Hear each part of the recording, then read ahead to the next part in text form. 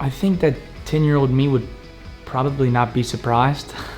I was a pretty confident kid, so I think if I told myself, 10-year-old Mondo, that I had broken the world record 8 times, Olympic champion, and whatnot, I think that he would probably just be like, yeah, that's what I would have imagined, and I would hope you'd be at that stage.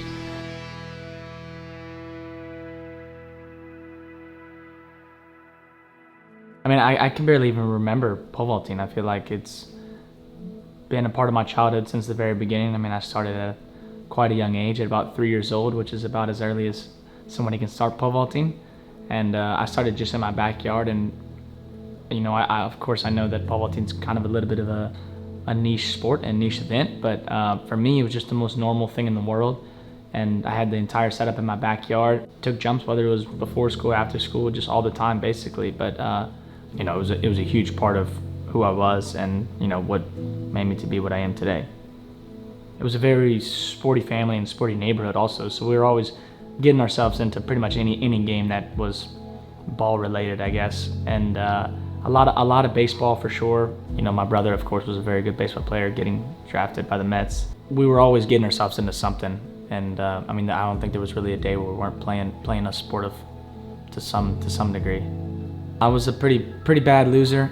Wins were pretty hard to come by also, having 2 older brothers that were also really good athletes, one 3 years older than me and then one 6 years older than me. So finding wins in the household was pretty tough. So they would beat up on me quite a bit in that kind of sense, as far as when we were playing sports.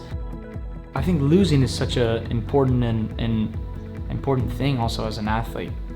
You know, growing up around 2 older brothers that were pretty much better than me at everything, even though maybe I wasn't getting the victories in what we were doing from the beginning, it made me increase the level of play, and no matter what we were doing, because I had to be able to hang, and I think that that's so important when you're able to surround yourself with great competition, because if you want to be able to be in the mix, then you have to step it up no matter what. So, and I think that a lot of the times whenever you surround yourself with great people in whatever walk of life it may be, whether it's sports or whatnot, then I think that you kind of play to that level. And I was so fortunate enough to have two great older brothers that showed me the way, and I was able to follow as far as how to be a great athlete, and also how to be just a great man. It was so important for me as far as my development and my upbringing.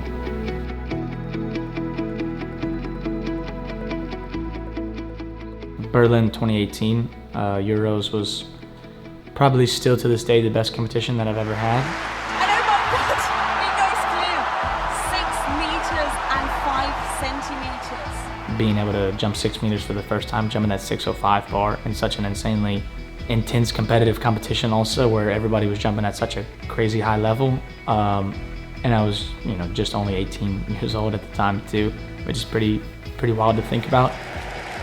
For Sweden, Armand Duplantis. It was my first European champs. In some way, I didn't really know exactly what to expect. I think that kind of in a good way too. I was a little bit naive, and I was just gonna go in there and I was just gonna try to channel the energy of the insane crowd and just kind of use it to my advantage. This would be a world under 20 record, and it would move him in the lead. Oh my goodness, 595. I didn't have the competition that I wanted to have in 2017 at the World Champs, my first World Champs, so I had kind of this extra fire and motivation in me that I really wanted to release and let go of. I really wanted that 6 meter bar, and of course I wanted to go in there and win, but it wasn't going to be an easy task, of course, when you have the likes of, you know, former world record holder Renaud Lavillenie and the world record holder at the time also there competing alongside me. 2 men over 5 meters and 95. The main focus was just trying to win, and if I was able to secure the victory and win, anything after that wasn't even really in the cards, I guess, as far as mentally. But I really wanted to make 6 meters. Now going for that magical barrier of 6 meters, and he clears it! Absolutely ecstatic there. He cannot believe it. His dad, what a performance.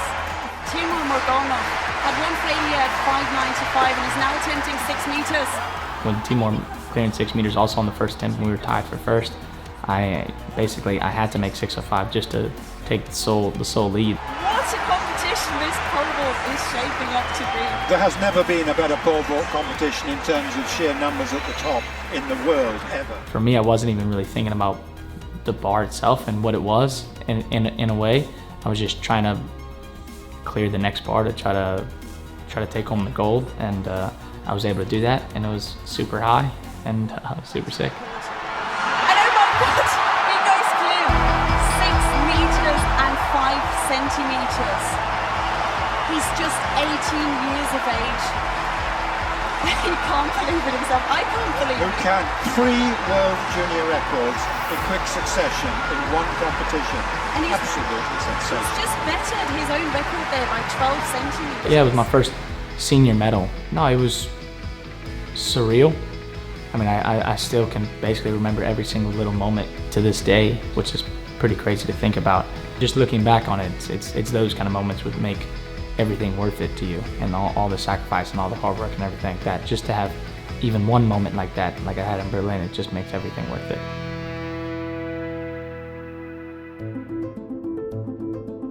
I mean, I think breaking the world record is pretty tough to beat. When I jumped 6:17 for the first time in Poland, in Torun, I hadn't had a moment like that since Berlin, honestly.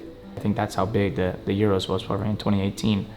But breaking the world record for the first time was such a pretty unreal thing, especially growing up and, you know, watching the Bubka jumps and watching Renault break the world record, and having Renault as my biggest idol growing up, being able to then compete alongside him for the years that build up to that 2020 world record. You kind of dream about that moment as an athlete for such a long time, and then when it actually happens, it just actually happens, and it's hard to believe that it's actually real in the moment. And I just remember clearing the bar, and it was almost like it really doesn't even feel like a real moment, like it's absolute euphoric type of experience.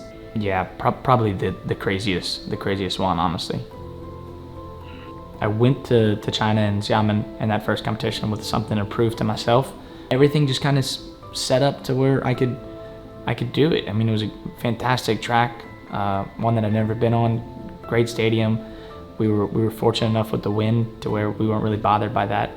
But and then the crowd was there, so we had a lot of good energy in the stadium also. So everything just kind of fell into place for me to jump really high, and I was able to get over that 6:24 bar. So they always give you a little bit different things, I guess, in a way, but then they always feel surreal when they happen. It's hard to understand it in the moment. You just kind of go crazy, and I just start kind of screaming and stuff. It just it's weird. I don't really know how to explain it, but it almost never feels fully real in some way. If I'm running really well and I have a lot of energy and speed through the takeoff, and I'm using a very stiff pole, then I feel like when I catch the wave and I catch that timing of the pole, then it just launches me up into the air. It's like, yeah, kind of flying from like a catapult. I don't know a feeling like it. I mean, I've done, you know, I haven't like skydived or anything, but I've done stuff where you jump off like a building or something like that onto like a mat or in the water or something like that, and it doesn't compare. It's not the same type of feeling as the flying that we do in pole vaulting. It's so much more. It's a lot more controlled in some way, but it's such a empowering feeling, and it's so cool. I don't really know how to explain it, but I know that I'm most likely never gonna get that kind of feeling with anything after sports. So I'm trying to really enjoy it as much as I can while I have it, and while I'm so good at something. I'm super excited for Rome, and the Olympic Stadium in Rome is one that I've already jumped very high at with that 6:15 in 2020. So I think that just kind of makes the excitement even more, because I know that it's a really good place to jump. I love jumping in warm weather, so I think that's just gonna help me even more too. Yeah, it's just Rome. It's just a sick city. So it's gonna be good vibes all around, and it's Euro, so it's gonna be a big competition for us, and kind of one that you mark on your calendar that you want to make sure that you jump extra good at. You know, anytime that I'm representing Sweden, you want to make sure that you come home with the gold, and so I'll be making sure to be primed and ready for it, because there's a job that I got to do, and that's to take home the gold.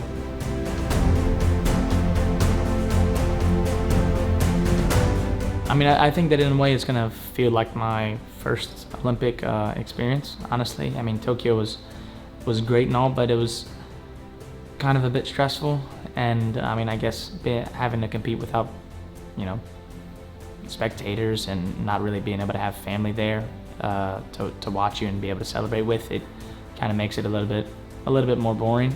But I mean, super glad to already have an Olympic experience and title underneath my belt. But I feel like this time I'm going to be able to enjoy the whole thing a lot more in Paris, and it's definitely going to be a little bit more of a real experience, I guess you can say. So I think it's going to be super sick. I mean, Paris is already a super amazing city, so I think that, you know, bringing the Olympics there is definitely going to be chaotic, but I think that in a very beautiful way. I was always a super crazy big dreamer, and I always envisioned myself being in the situation that I'm in today, and I always believed that I could be the best in the world at pole vaulting, and I always believed that I could be Olympic champion, world champion, European champion, and all these unbelievable titles. You know, when it actually happens, it's definitely more of a surreal feeling, and I'm very grateful for everything, the way that it's worked out. But I always believed that I could do all this and that I can be in this situation. So I think that cocky little 10-year-old me wouldn't be that surprised.